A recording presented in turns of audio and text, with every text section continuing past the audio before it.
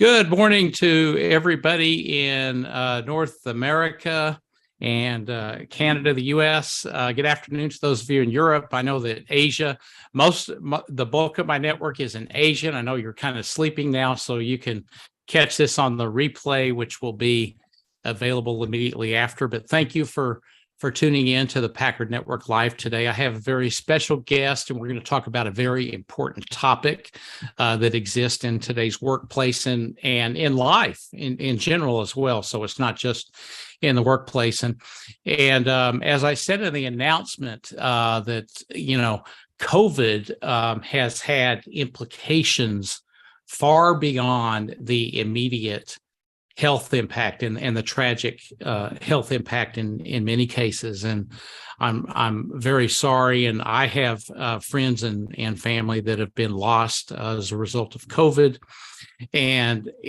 But even beyond the direct health issues, things like bullying and harassment have now extended into the homes because people are working from home. And this may not have existed to the degree that it did before, even though it's always been there in the workplace. So we're going to talk a bit about that today as well. And my guest today has 34 years experience in her profession and 12 years in this specialized area. And I'd like to introduce to you, coming live from Canada, Linda Crockett. Linda, welcome to the program. Thank you for having me, Brett. It's lovely to meet you. Great, fantastic. And you're in Edmonton, right? Is that right? Edmonton, Alberta, Canada. Fantastic. And from Scotland, right? So I want to make sure we get that in there. Yeah, that's great. So just I'll do a further introduction into Linda, into your credentials here. And Linda has spearheaded both regional and national Workplace Bullying Awareness Week with active government leader endorsement for more than a decade, since 2010. So she's definitely a voice for the subject that we're talking about nationwide in Canada and also regionally.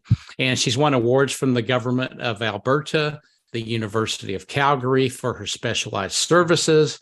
So she's well known, and I often talk about the importance of getting experts if there's a problem to help guide leaders and even Fortune 500 companies and mid-sized companies and even smaller companies. Get the specialized experts to help you with challenges, because they've seen, I'm not going to say they've seen it all, and I'm sure Linda will tell us that she hasn't seen it all, but she's seen a heck of a lot more than a person like I have. We were talking before the program. I've seen a lot in 30 countries over 30 years, but I know that I haven't seen nearly as much as Linda has, because she does this full time. And I was running businesses full time. So obviously she's somebody that I would go to for expert advice on this particular subject, and especially when it involves leading large teams of people.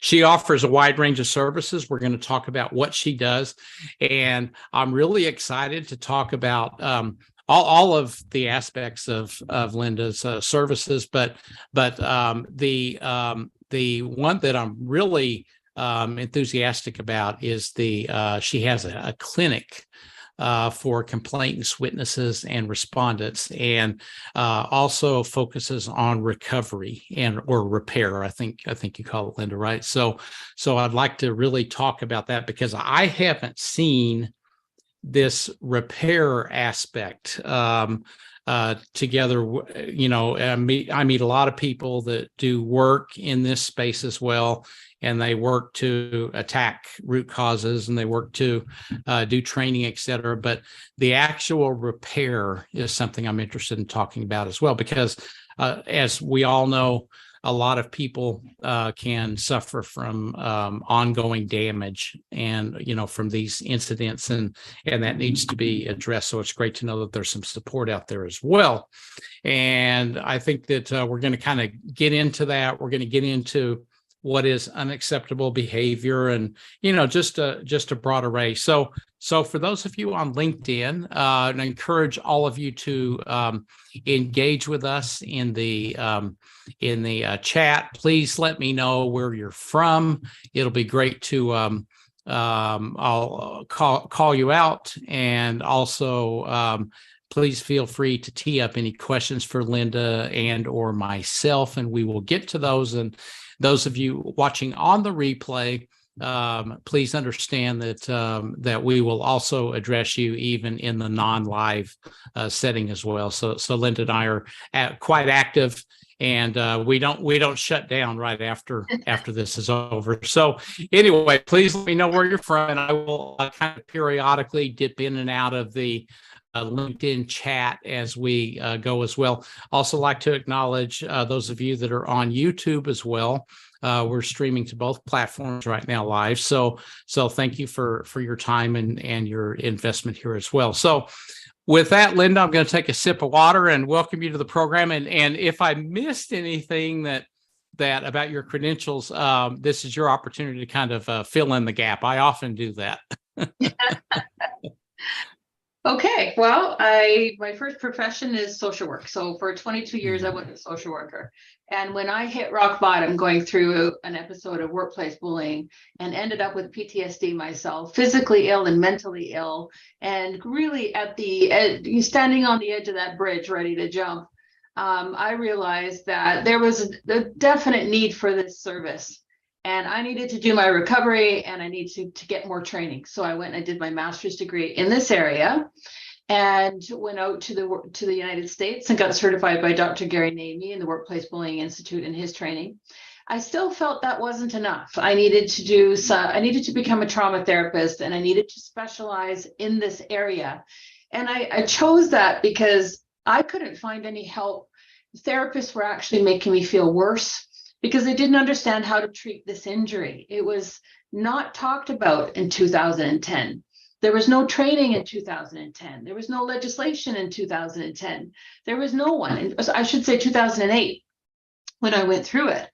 So as my company evolved and I healed, initially, I would never work with the bystander. I was too angry with the bystanders. Initially, I wouldn't work with the respondents, those who are disruptive, because I was too hurt. But as I healed, I started to realize we need services for everyone. We cannot address workplace psychological harassment or psychological violence without services at every level. So we need to be working with the leaders. We need to be working with HR. We need to be working with the investigators, the mediators. But we also need, so that's the training side of my business. That's the corporate side. There's two platforms. We need to be doing that work in the workplace. But there's also the clinic. And we can't just offer services to help people who are injured the way I was, physically and psychologically injured. We need to be working with the bystanders, because they are so important with cases. They are absolutely critical to proving that bullying exists. So we need to offer services that are safe for them, confidential for everyone, but also help them work through the struggles they're having. And then I came to realize we need to work with the respondents too. We need to help these people, the people that are willing to change. And we're not talking about psychopaths and sociopaths. They definitely exist, but they won't come in for help. Neither will some of those very severe narcissists. But I do work with those respondents that are identified after an investigation of having these harmful, toxic, sometimes deliberate, sometimes not, intentional or unintentional. Regardless, the investigation substantiates that they're causing harm to the environment as well as individuals. They're meant to see me on a mandatory basis. And if they don't show up, then they're terminated. So they show up and I get to work with them. I find that holistic perspective and that need for services at every level absolutely critical. You need a team involved here. I think the key to this, and obviously a holistic approach is very much like health, right? It's not, if you only focus on your mind and you ignore your body and you ignore your sleep, you're probably not going to, live that best life. So it's a holistic approach. And I think what you've talked about here, having gone through PTSD yourself, you probably saw the need for that holistic approach. Do I have that right? Well, a holistic approach to the systemic issue of it. Right. So, internal and external systems, workplace systems, and holistic approach to the recovery piece. Yes. Right. And so so if you go back to your, let's say, high school days, right? Your very, very young years, and ask myself the same question, and you go back, what were your aspirations at that point in time? Because I'd love to hear from you, I think you just explained how you wound up doing what you're doing, having gone through that. But what were let's go back several years into your formative years, and what were your aspirations when you were, say, in high school, and talk to us about forks in the road and that type of thing, and how you wound up doing what you're doing now. Well, that's a good question. Nobody's asked me that one before. I think I want to do it in a bit of a circle, because sure, yeah, that's the way life is. Life is all about circles, right? So yeah. When I hit rock bottom at the 22-year mark of my social work career, I realized then that I'd actually been bullied throughout my life. So it started when I moved from Scotland to Canada, having this Scottish accent that was not so sexy back in that day. We didn't have the movie stars we have now with the Scottish accent. So I was really teased and bullied because of that. And then I would go home with this Canadian accent, and I'd get teased at home. So I kind of couldn't fit in either way. So it starts there. And of course, you go into high school or junior high. I was bullied there. I was a girl who developed quicker than other girls. So the mean girls would bully those of us that developed, and I was a girl who said sex when you're being pressured by young boys for sex. So I would be bullied for that, bullied for saying no. Wow. And of course, the mean girls would make up rumors that you are. So it was like bullying there. High school, I was dreadfully shy. Like I mean, probably mute. I was so shy, so incredibly shy. So that, at that point, I wanted to be a gym teacher. That I was big into sports, and I wanted to be, that was my first choice of career. But I had a bully principal that talked me out of it. And I will never forget her, because that was a big fork in my road. I was determined I was going to be a gym teacher, but she told me that'd be 7 years of university and too expensive. And so that's a fork. And then throughout my life, just constantly taking jobs where I would see things that I didn't like, and I would speak up, and I would get in trouble, and I'd have to either quit or be transferred out or resign or whatever, get terminated because I spoke up. I said, you can't talk like that in the workplace. You can't treat people that way. I constantly did that. So I think I was trained, well trained by that 22-year mark to do what I do on every level, as a child, teenager, wife, all the way up the ladder, perfectly trained. Right. But yeah. What a journey. Please go ahead. Yep. I do want to inspire people when I say that, yes, I had PTSD. I want to inspire people that you can recover. Yes, we're not the same when we go through something like this. Any kind of crisis changes us, but not always for the bad. I certainly am much stronger. I can speak up and do the work I do. I want to inspire people that if you invest in your recovery, with or without justice, you've got to make that a priority. You can become even stronger and better. So don't give up if this has happened. Don't let it, it will knock you down, right? But don't stay down, and you can get a full recovery, right? So I think those are invest in our recovery, right? Like, who's bullying? Right. If we're not, if we're just staying home, we're not seeing a therapist or a coach, we're not talking about it, we're not reading about it. If we're doing nothing for our own recovery, well, who's bullying who now? Like, right. I have some people that come and sit on my couch and say they haven't seen the bully for 5 years, but the bully might be sitting there, right there in their imagination, because they haven't done anything about it. Nobody's going to come and fix us. We have to take that by the horns, and we have to be determined.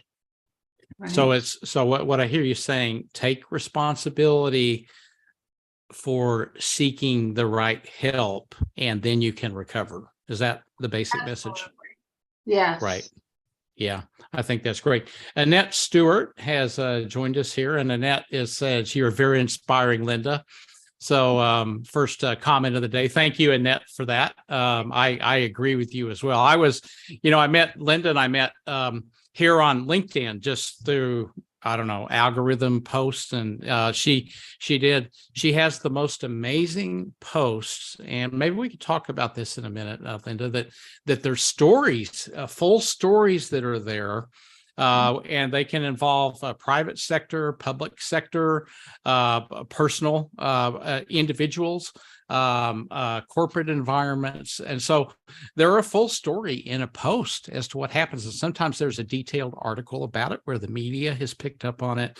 And this is real world stuff. I mean, this is complete nonfiction stuff as well. And so, Linda, please follow Linda because you will hear what's going on out there. And I mentioned earlier, Linda, that you probably won't admit that you've seen it all, but you've seen a lot, right?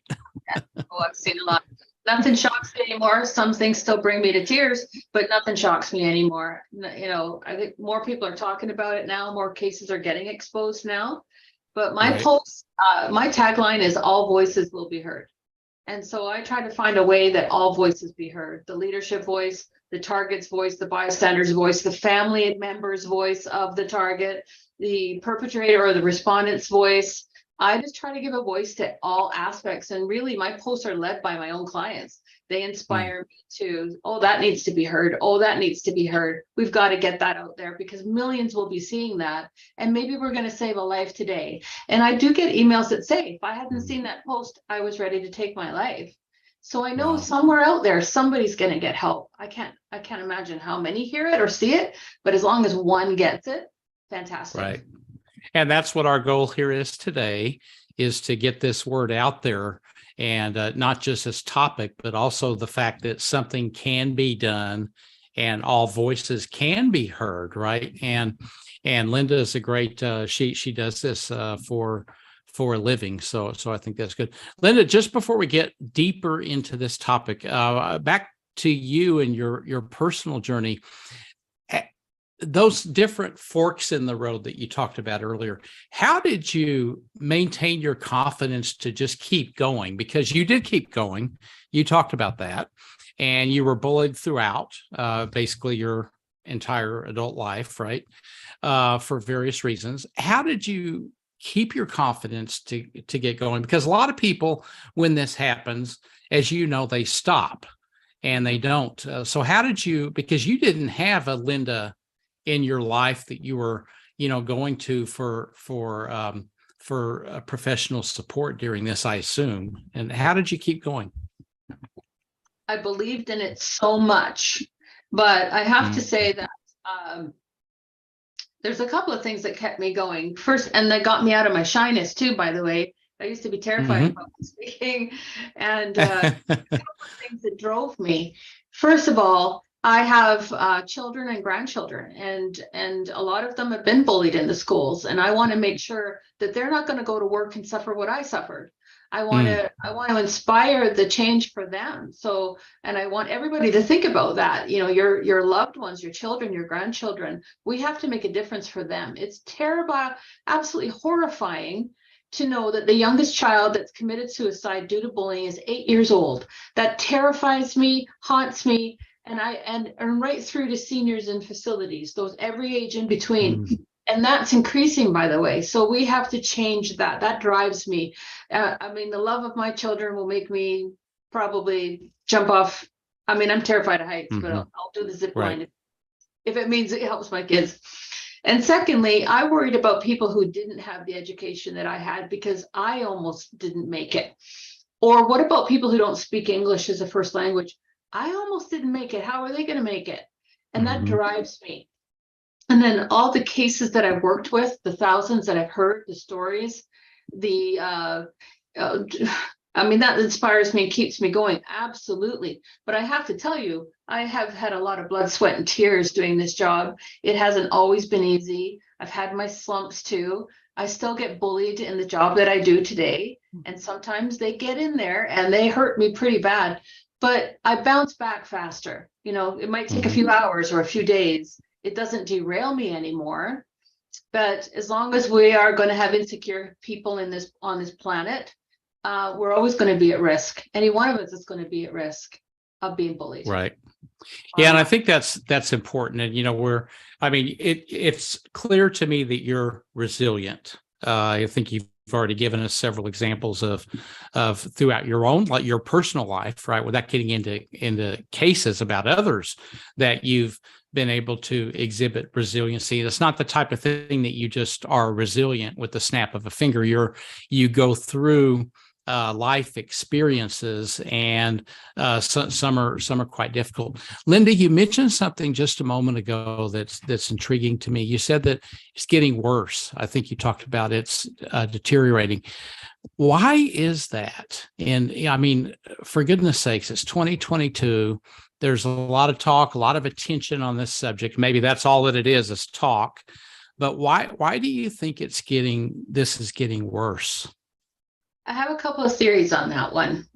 Sure. One, it might appear it's getting worse, but is it because we're finally getting there to awareness, that we're finally getting education, we're finally getting some legislation?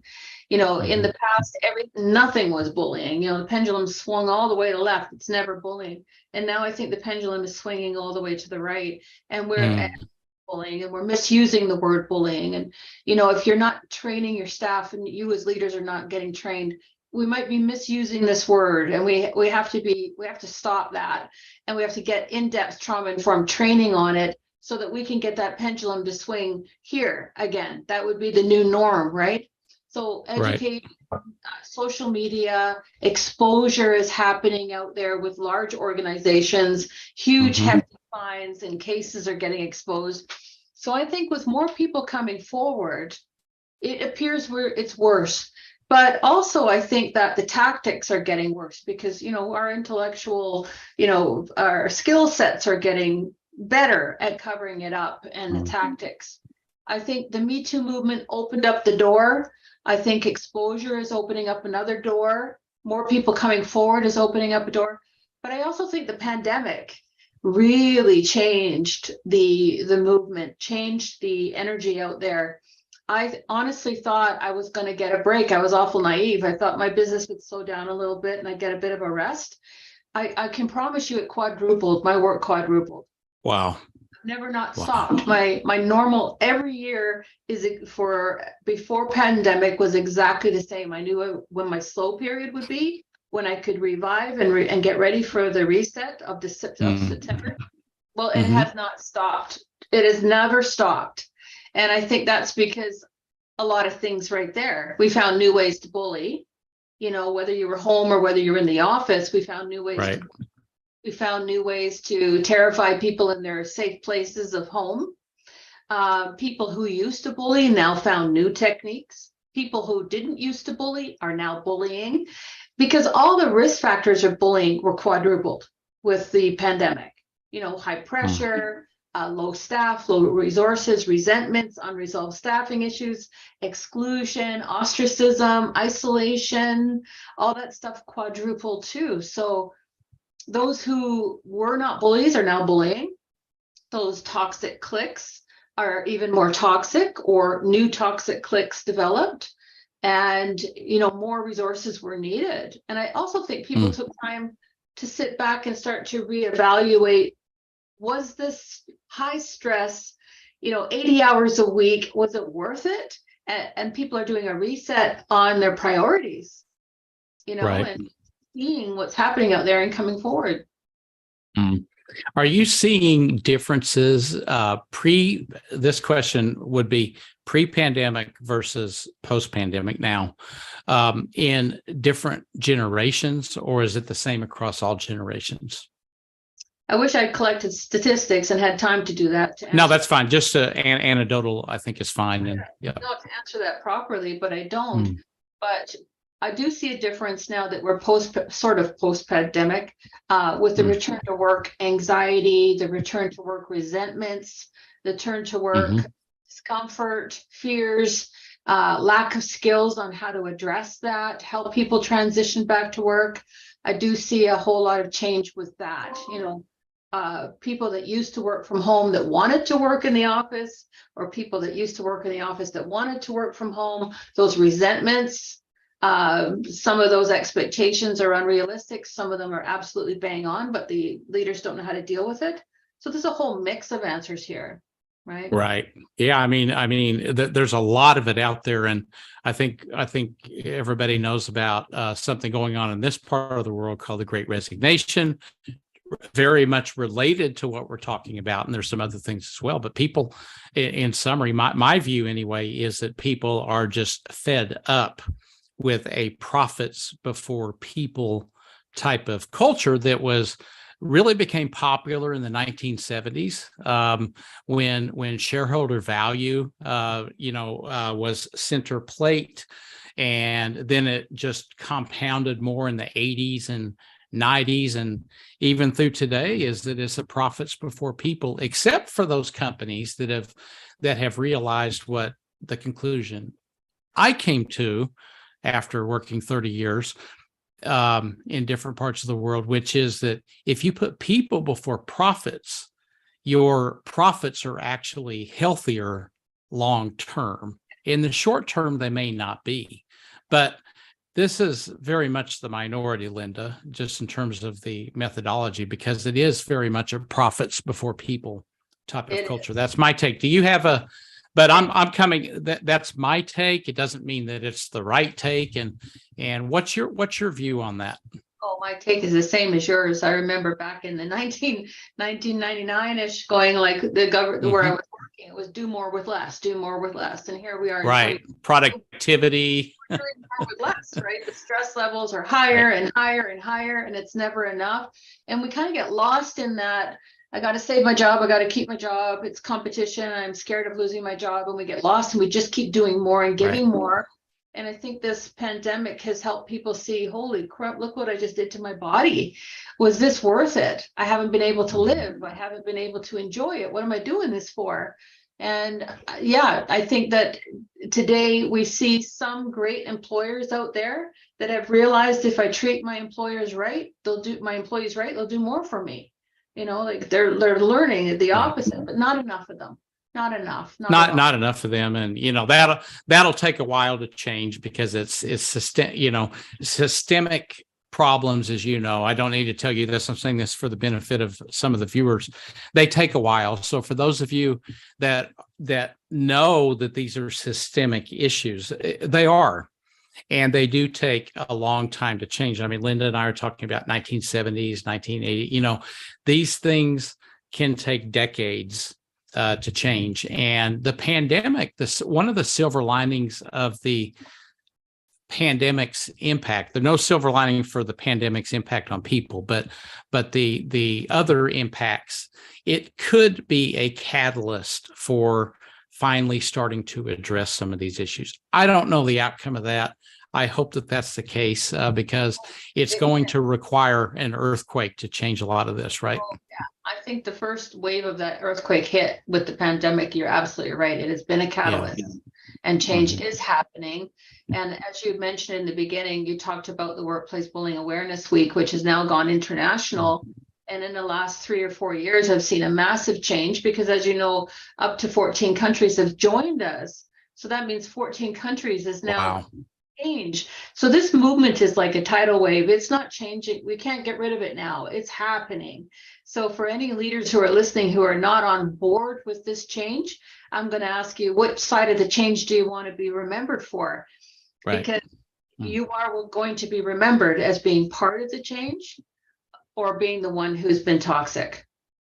That's right. And the one, and I'll just extend that, the one that's been toxic is the fact is, it's just a matter of time before somebody comes knocking on your door, because everybody knows that you're aware of these issues. And if you're not aware, you need to be aware, because that's part of your responsibility.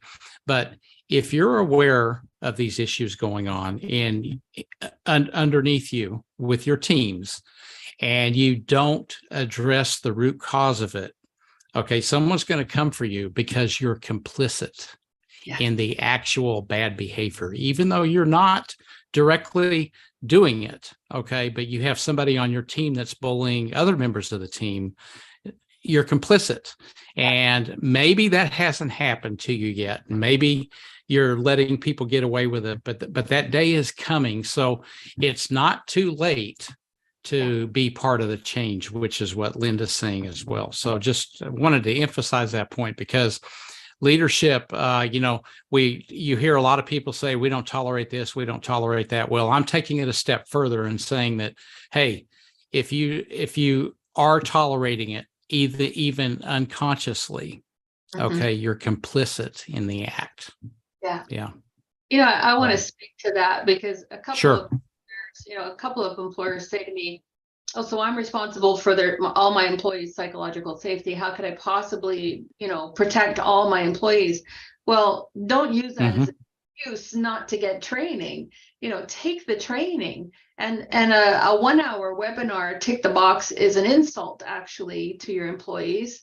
And I want to say to people out there that are listening that if you bring trainers in, you need to train top down. Your staff is watching. They're watching their leaders, just like our kids are watching us and we don't know it. That's right. Our staff is watching the moves that we make, the choices that we make, how much do we value them. So if you bring someone like me in to do training, I am constantly asked by staff, well, are my leaders getting this training? Is the board members getting the training? Because if they're not respect, they're not going to respect what you're asking them to do. You're asking them to be accountable. Well, then role model accountability. And I'll also get leaders say to me, oh, I don't want to open that can of worms. Well, I'm going to say that can of worms is going to explode. Yes. If you don't start addressing that can of worms, the next thing you know, you're going to have a case of worms. So why don't we address the worms that exist, prevent further? Because what that's going to look like is you being exposed on social media. We see the trend happening. So it's going to happen. Let's deal with the can of worms. We've got the tools to deal with the can of worms. They've been existing for decades. We can help clear that up, repair, restore, and prevent. Yeah, it's not too late, and there's no time like today to just take that step forward. And I'll just share something, Linda, to the view, my network and those people that know me, that have that I've worked with over the years, both bosses as well as my teams and my peers. They all know that, hey, I'm as imperfect as they come. And I will say, this is 2022. I think it was 2013 or 2014, I was introduced to the concept of unconscious bias for the first time in my career. I started my career in 1987. Never really knew. I'd heard of it, but I never really knew what unconscious bias was. And she put us through all the training, her included. And she was the CEO, and this was at the top of the house. And that really opened my eyes to a lot of things. Fortunately, I don't think I wasn't brought up in a way that I was, until that point in time, I did have biases. If you have a brain, you have bias, right? So if you can become aware of them, you can manage them.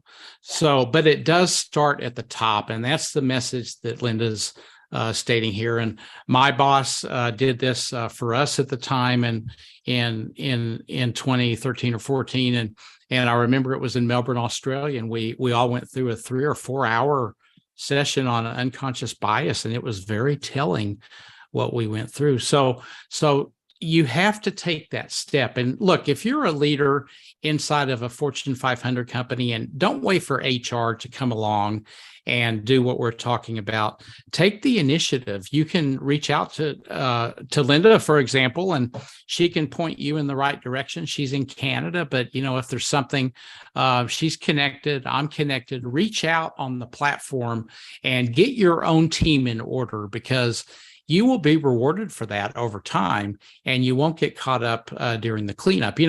Elon Musk is cleaning through Twitter right now, right? So that's a whole different story. losing apparently $1 million a day.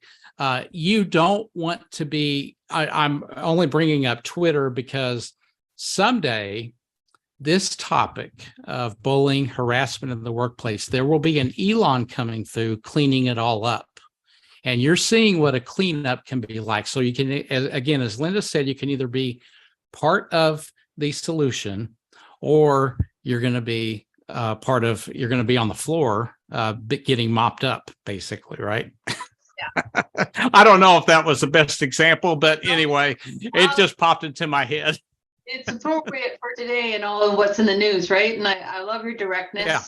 I really appreciate your directness. I want to add to that excellent statement that you just made, that the training needs to be trauma informed.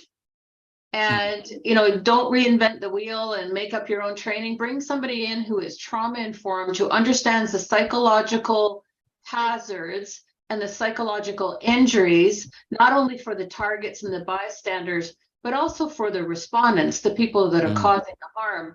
You have to have that background when you're doing this trauma-informed, in-depth training. If you really want to get it right, I know which organizations don't want to get it right. Those are the ones that don't bring us in. Right, exactly. And that's one of the purposes of me bringing you, and you're kindly accepting to come on this program today, is to show people that there are experts out there that actually do the work to attack the root cause, to help get the culture in order, and also to repair a lot of the damage, the holistic approach, Linda, that you spoke about. And so what my attempt here is to lead by example, to say the fact that we're doing this program is evidence that these issues can actually be resolved in your team leaders. And but it's highly unlikely, just like Brett Packard did not know truly what unconscious bias was until late in his career. Right. The question you should be asking yourself is, how do you really know how to, let's assume for a moment, leaders, that you know how to address many of these issues. I would ask you a further question. Do you know how to detect it before one of your employee either winds up in the emergency room, or one of your employees goes to, as Linda said, they go to put their feelings all over social media, and your boss reads about it on social media? Do you know how to detect it? The detection capability. The other day, LinkedIn went down. Yesterday or the day before, LinkedIn went down. And I started getting messages. Hey, is LinkedIn, everybody was talking about it. It was trending on Twitter. And so I went and checked the LinkedIn help Twitter account, which is very useful, by the way. They respond right away. So I sent a tweet out, and I copied the Twitter CEO. And I basically said, hey, your system's down. They responded right away and said, yes, we're aware of it, we're working on it. I said, you know what the problem is, LinkedIn, is that you're continue to be a bit weak in customer. And I'm doing this to try to help LinkedIn, by the way. I'm not attacking them. I love the platform, but I want them to get better. And I said, if your system's going to go down and you're aware of the issue, why don't you send out a message to let your customers know that why are you relying on somebody like me, with a small network that gets out there and tells you about it? Tell your customers, learn how to detect the problem. If you're finding out through complaints, then it's too late. It's the same thing, leaders, back to this topic here. It's the same thing that if you if you find out about one of your team members' feelings on social media, it's too late. You agree, Linda? Well, you're making a lot of good points here about the importance of communication, of transparency, of keeping people informed. But I also want to add to that, if the research is saying about 74% of the bullying is coming top down, yes, that's bad news, but it's also good news. Now we know where the problem is, we know how to fix it. So let's set leaders up for success. Exactly. If we set leaders up for success, hire them for merit, that they are well-trained, confident, competent leaders do not bully. So Right. if 74% is bullying, then we know where the problem is. So let's get them confident and competent and remove that 74%, because then the rest is gone too, because then a leader will not tolerate from any staff member either. So let's focus on getting our leaders trained, mentored, monitored, get them coaches, executive coaches. Any leader out there who's afraid of conflict, you got a problem. Because in your role as a leader, you need to address that fear of conflict, or you're going to be that laissez-faire leader who doesn't deal with issues, and then your employee stuff is going to fester and it becomes a perfect storm.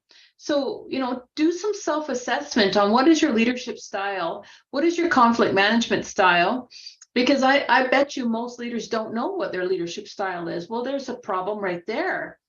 And my suggestion is make your foundation of your leadership style emotional intelligence. Make it leading with emotional intelligence. That's your foundation. And then pick and choose different leadership styles to adjust to different employee styles, conflict management, situational leadership, democratic, whatever it may be. There's many, but make the foundation that you start from emotional intelligence, leading with emotional intelligence. And I'll tell you, you'll be one successful leader and one successful business. That just makes business sense, right? Oops, Yeah, I froze. Yeah, that's fine. Can you? Yeah. Am I frozen? Am I frozen, Linda, or is it you? I don't know. You're not Anyway, froze, it's but did I have okay. to We'll just. Yeah, no, we'll just keep going. It'll probably unfreeze here in a minute. Anyway, I think I just so to those of you watching here, I think the point being made is that Linda's saying, look, if you're a leader, look in the mirror, take a self-assessment, reach out for help. What I'm saying is that if you're a toxic leader, times are going to get rough. Okay. So kind of take what we're both saying in context. It doesn't apply to everybody. It depends on the type of leader that you actually are. And then, people can become the very best that they can be. I'm also aware that there are many leaders out there that were promoted into leadership because they were a great individual contributor. And they are excellent at doing the job. But when you're promoted into a leader, you're all of a sudden responsible for getting the job done through other people. And that involves very much an art, not a skill. It's like the software on your smartphone. The beautiful smartphone is the hardware, the software, the inner workings inside that phone. You have to have both. And I'm very aware, and so is Linda, that many leaders, and you just heard Linda give some examples here, many leaders don't have the software. They have the hardware and they're ready to go. They want to be successful, but they don't have the software or the programming. And that help is out there, right? Yeah. Linda, does that make sense? It makes sense. Can I add just a quick point to that? I don't know how much time. Sure, please do. Yes. Sure wish you could get me off that freezing.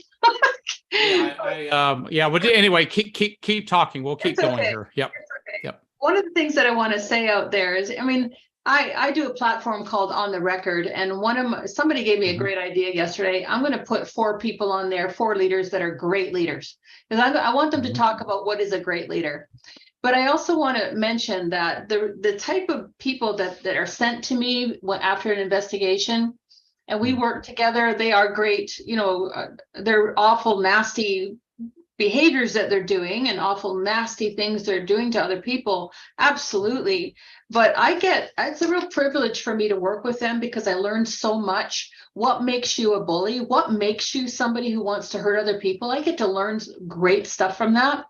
And I get to see transformation. I get to see underneath all that callus of skin that they've grown over the years of getting away with it, getting promoted. I get to see who they originally were, and that heart that is there, because it is there. But we just have to get through to it. So people can change. That's my message. We've got neuroplasticity today. We've got science on that. We can change the brain of a bully. We can change that behavior if they're held accountable and sent to the right people that understand the dynamics and the nuances and the subtleties of this abuse. Yeah, that's very powerful, Linda. I'm just curious, based on what you just said, what is in the mind of a bully? Could you just share a couple of things based on your your years of experience in this space? I'm just curious because I really don't know how a bully, what drives them to be a bully. I've had a lot of great cases that have taught me that there's more than we realize, more reasons than we realize. Clearly, some of them have come from abusive households and they never did their recovery work, so they were either bullied as children, or they were children of, maybe the parents were addicts or alcoholics, or, mental health issues were there that weren't being treated. Yeah. And so that's some of the reasons, there's some recovery work that needs to be there. Some of them have been trained to be that way. So look at the authoritarian leadership style. That was pretty much the most dominant leadership style here in Canada, probably where you are, in the 70s and 80s, and even today. That's on its way out. I mean, people really abused their position of power, right? And they were hired to be abusive. They were hired and promoted and given bonuses. So basically they were given the pat in the back, hey, good, be that way. And they continued to be that way. And I think that they lost that moral gauge that told them you can't treat people that way. Over the years of getting away with it, they've lost that. And it's a matter of, okay, finally we can hold them accountable and dig in and find out where that came from. I met two genuine men that worked in the same workplace, that this was their very first job, and their leaders taught them how to be abusive, basically. Bottom line, authoritarian leaders that would abuse their power. Finally, somebody made a complaint. And when they realized what they were doing, honest to gosh, there was an emotional breakdown for both, genuine emotional breakdowns. I've also had people that had physical illness that refused to get help and carried it all their lives, and that's why they bullied, or mental health, refused to get help. Once they're diagnosed and treated, they're not bullying anymore. Or maybe there's lack of HR, lack of policies, lack of, I don't know how to do this. There's all kinds of reasons, chronic pain, mental health, addictions. Sometimes they're having an affair in the workplace and they're scapegoating the employees to take the focus off of them. There's all kinds of reasons. Right. Yeah, precisely. And I think that's a wonderful point. Now, I've been, there was a situation where I was brought in as part of 5 other managing directors in the UK, and there was a toxic environment. We were brought in to clean it up, basically. And as part of that cleanup effort, we found that the toxicity that was currently happening in the system was caused by the way that people were being measured. People were being measured. Basically, the sales goals were basically too high, too aggressive, and the reward systems would reward that, but they would also punish you if you didn't meet the sales targets. This is the way to brew up toxicity, and so it's very important that that the way that you measure people and set up your performance management systems and you support your teams is so very, very important. So you could be creating toxicity just by the way that you're setting the assessment in your business as well. I just want to acknowledge a couple of people here. Padre John, thank you for coming in from Ghana. It's great to see you, Padre. And Padre saying that bullying comes in many ways, everywhere, in marriages, even in a church or place of worship.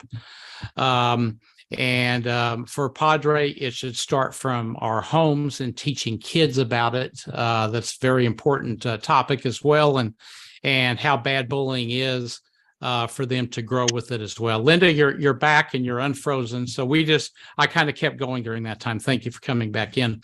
And thank you, Padre, for that comment. That I agree. It is sad that it can even happen in the place of worship. And I'm sure that that's not just in Ghana where that is actually happening. So thank you for pointing that out. Annette, great opportunity to learn about your leadership style. Thank you, Annette, again for participating in this program. We appreciate that. And Linda, I was just telling a story that I won't repeat right now about the UK. You can catch it later on the replay on how, in summary, and I probably should summarize this anyway for the viewers, that that backed up by the story that I told. The way that you are measuring your teams can actually cause a toxic environment. And I gave an example of, in the UK, I was one of 5 managing directors brought in to clean up a toxic culture where the sales goals were so aggressively high. But equally importantly to this topic is that they would reward you for meeting them, but they would also punish you if you didn't meet them. And that punishment would create the toxic behavior where there were managers that wouldn't let their staff go home at night until they met their sales goal, for example. Things like that. So you can actually, if you're a leader, create a toxic environment maybe without knowing it. And that again is why it's so important to engage an expert, because an expert has seen these types of things like you're hearing on the program today, so that you can actually watch out for them. And it can save you years. It can even save you your career if you seek the help. It's well worth the investment in that expertise. Yeah. The information is there. I want to hear it, right? So, we usually get called in when things are quite bad, things are quite toxic, a lot of harm and a lot of things. And that's when we'll start with an assessment and a survey and determine from best steps. What is the safest steps?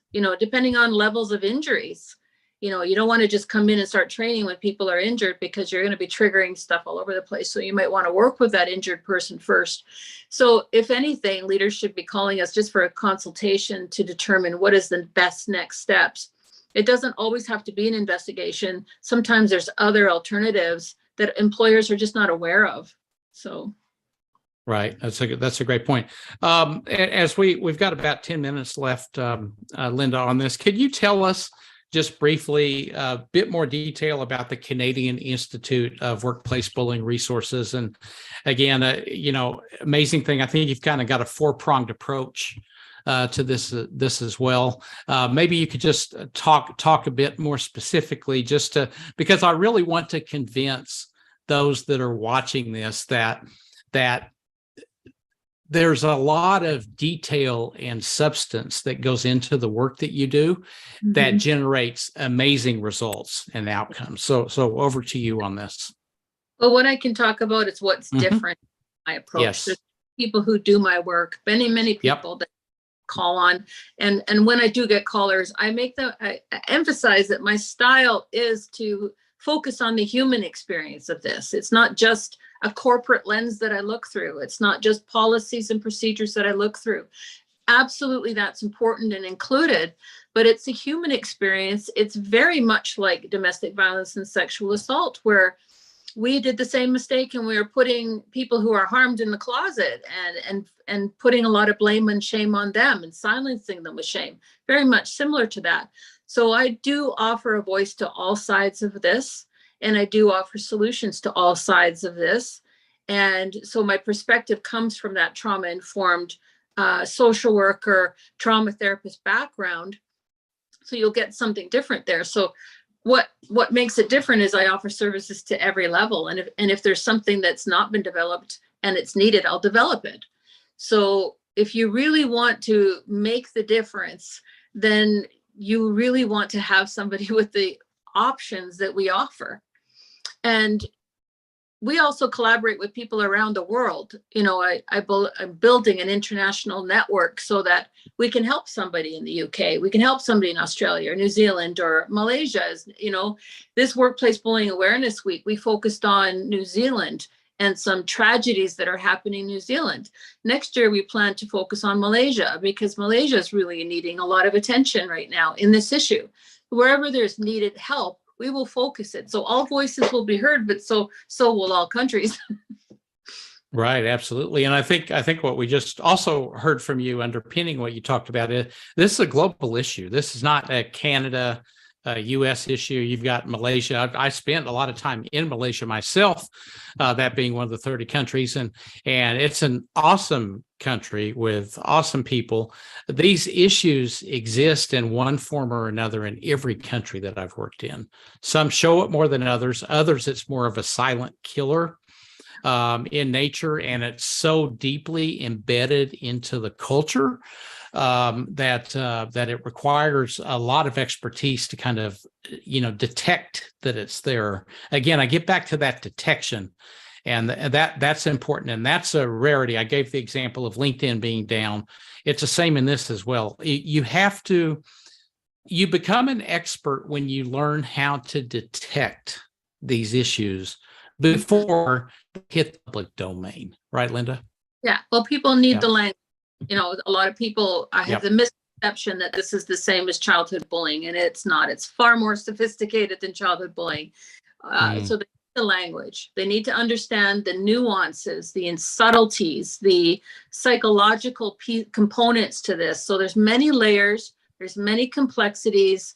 A toxic person can pretty much fool any smart person. So you don't know if the person on your pedestal that you put in a pedestal is actually the bully or not. You don't know. It could be, and sometimes you might see somebody who's having an anxiety attack in front of you, but it might look like they're having a rage attack, but it might be a panic attack. So if you don't understand those differences, you might be blaming the wrong person for creating toxicity. You might be giving the attention to the wrong one, so we have to understand. We definitely need to have more in-depth training than what we're seeing people ask for.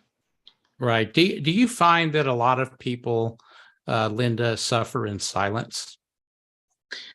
That's why this is an epidemic. And that's why I promised back in 2010, I was not going to shut up, because being silent feeds the bully.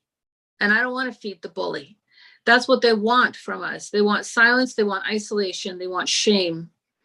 And my shame kept me silent. We all suffer some shame on some level when somebody gets under our skin and makes us feel like we're no good. And that is fuel. So for the bully. So we have to do the opposite. We have to come out of isolation. We have to start talking about it. Even if you don't feel safe talking about it in the workplace, find somebody outside of the workplace, like one of us. There's somebody that if you're not in my country, I can connect you to somebody in your country.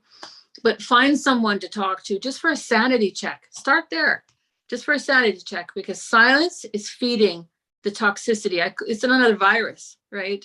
Bullying and harassment is another violent virus.